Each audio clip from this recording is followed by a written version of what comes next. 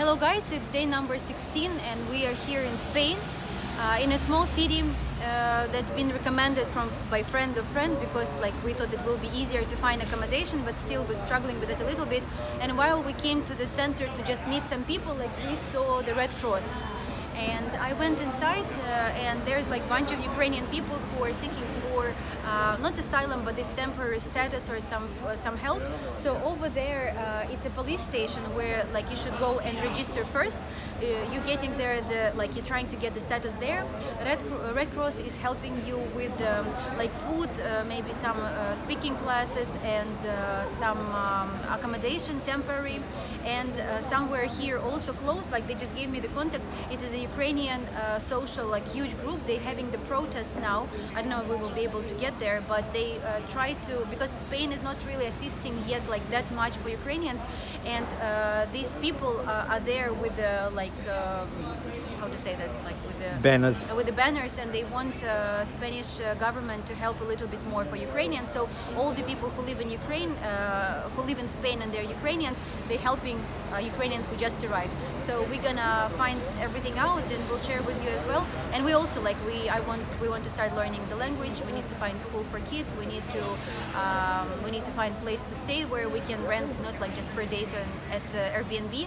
So hopefully we will find it and we'll be able to share with others as well.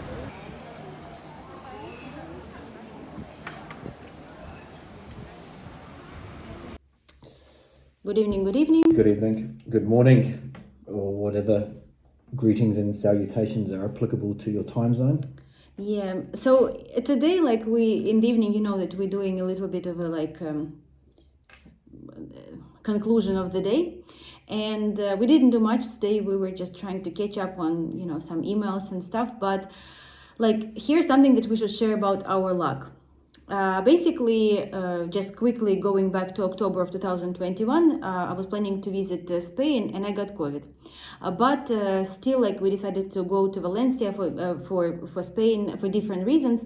And when we came here, exactly these times, now it's the biggest festival in Spain, especially going on in Valencia and regions around. So the holiday called Fallas, and if you know what it means, it's absolutely crazy festival that is the whole city set ablaze with fires, explosions, and a huge parade. This holiday was prohibited for 2 years because of the COVID, so this year is just going crazy. It's starting 15th of March and finishing 19th of March. And it means that today we've been in the city center of little town where we're staying and we thought it will be quieter.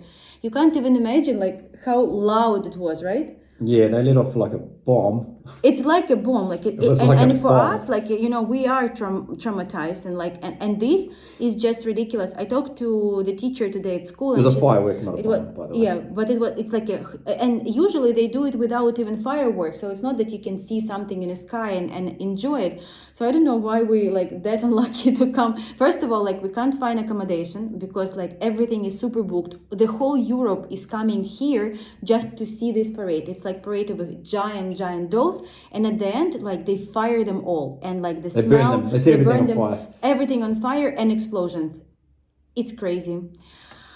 So this is first. Second, but okay, at least we are still safe, and thanks God for that. I talked today to our partners and friends in Dnipro. This is ridiculous. This was really bad. Today in the morning, I was talking to one lady, and she said, I was sleeping all night, and we thought that maybe finally there's no this air raids and stuff, and then they just bomb building where one of our ladies friend that we know she used to live there, and she just left 2 days ago, and it was right next to her building, and one guy died. So we don't know more information exactly how many people got hurt or anything like that, but this is crazy what is going on.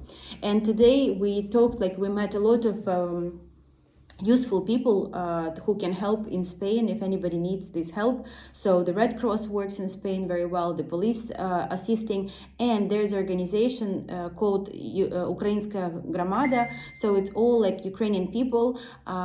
They are helping. So we went today to ask several questions, especially about accommodation, and they do a lot of help. They have a lot of clothes and food and anything that people may need. They can easily come there, and they mostly in every city, but this city is really relatively small. I was surprised that they help so much. And in general, here is a lot of Russian-speaking people. Yeah, even the lady. Tell the story. Who came today and tried to speak with her Spanish. She didn't speak English. Yeah, but she did know Russian.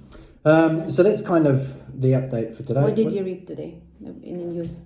What are your thoughts on today? It's just kind of the same old thing, you don't sort of know what's true and what's not.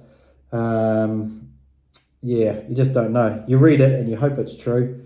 And even small things, like I read that like Anonymous, the hacktivist group, they hacked into the TV stations in Russia. I think it was a few days ago, and started playing footage of the bombings and stuff that were going on here for the Russian people to see. Because now Russia, I think it was the 11th? What day is it today? I don't know. But Russia is going to cut off the outside internet. Basically, they're going to control the internet. Similar to what I guess happens in maybe China, or probably more so North Korea, to control the information that is in there. So I thought it was quite interesting that Anonymous hacked into it. And then they also hacked into another part of their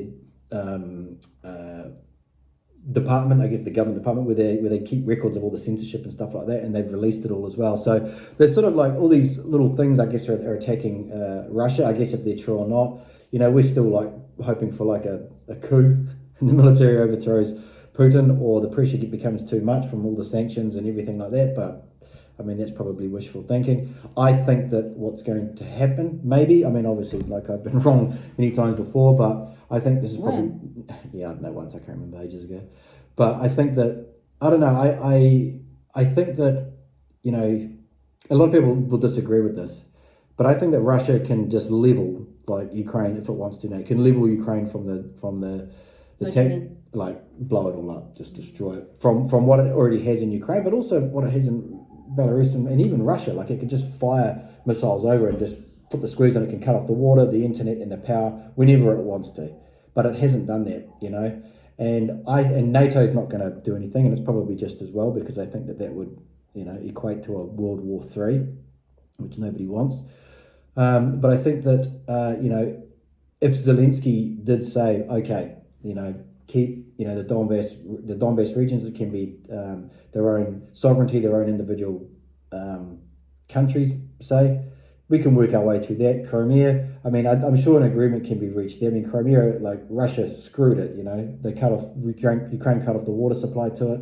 The people there have no money, but if that was opened up again for Ukraine and for Russians or something, and I don't think that would be something that couldn't be, that they wouldn't talk about. But this lady today who, sorry, just one second, this lady who came today and who spoke Russian, and we thought that she's Spanish, she's from Crimea. And when I asked her where you are from, and she said, I'm from Ukraine, I'm from Crimea. So even people here, like who are from Crimea, they still consider that Ukrainian. Yeah, but I think if Zelensky did put his hand up and say, look, okay, NATO's not going to help us. We've asked them, all they're doing is supplying us with more military weapons, which is ultimately just prolonging what I believe is the inevitable. I know it sucks. I would love Ukraine to push Russia out, but I just don't think it's going to happen. I think that they can push them and hold them and push them back, but at any one time they can just end it just like that, and it'll be absolutely just horrific and disastrous, and there'll just be so many millions of dead people, which is unnecessary. I think if Zelensky did say, okay, NATO's out, we're going to be on our own, we're clearly on our own, clearly we are on our own, NATO has teased Russia with this NATO-Ukraine joining for years, it's been a thorn in Putin's side. Zelensky could say, okay, we don't want a part of NATO, we don't want a part of Russia, we're our own self. What they do with the bases that are there, I don't think that the people of the world, Ukrainians and the people of the world, would think that Ukraine lost. That's what I think. I think that it would say, okay, it was the underdog, it put up a big fight, it'll live to fight another day. Maybe it lost this battle, or lost the battle, but it didn't lose the war. He fought hard for the people, and as a result of what's happened, Ukraine is now strengthened. It's more unified. People who may have been undivided as between, are they Ukraine or are they Russian, they know now that they are Ukrainian, and they'll stand strong with Ukrainians. And I think that I think that would be the best outcome. I don't know. What do you guys think? Maybe put your thoughts in the comments of what my ramblings may or may not make sense. What you're saying is right. Like I completely agree, but I know that most of the people will disagree, especially guys who are staying now there, and they absolutely confident that they will stay until the day when they will announce that Ukraine officially won. So win. So I don't know. Yeah, it sucks. It's really But the other thing too is like the information that is given to like the people in the news. It's like they shot down some more helicopters, or the tanks are turning around because they're scared. The Russian troops are freezing to death in these tanks because it's all moving too slow, whatever. These things, like, they build up morale and they build up people to feel stronger, and that is good. But it could also just ultimately just prolong the inevitable. Like, don't get me wrong. Like, I couldn't think of anything better that I've ever witnessed in my entire life than Russia leaving and going, okay, you got us. We tried our best, and we're out for this one. I just can't see Putin doing that. I think he's just got too much firepower, and he'll just lose the shit, and he'll just start pushing buttons and start blowing up, major parts of major cities, and then morale will be very, very low, and it will inevitably kind of end it in the worst possible way. But I can't even think, like, we now struggle like to find a place to stay, because in Spain they have a very strange rules about how you can rent a place, how you can stay, what should you show, like the documents. It's really like almost impossible. We will definitely find something and share the experience, but maybe I would not even recommend people to go to Spain because of all of these rules. But my mind is going just maximum 1 month away from now. Like, I'm thinking it's okay, yeah, 1 month, it's fine. We'll be going back, you mean, in 1 month? Yes, I can't even, like, my mind just doesn't want to agree that, possibly we really have to start the life from the beginning. Yeah, I mean, it's worse for you guys, obviously, because that's your country and all your stuff is there and everything like that. Like, for me, it's, it still sucks, obviously. But I couldn't even imagine if, like, family, land, and stuff like that you own. So, yeah, we just hope that it ends and they say, yeah, everybody come back. It's nothing to see here. Yeah.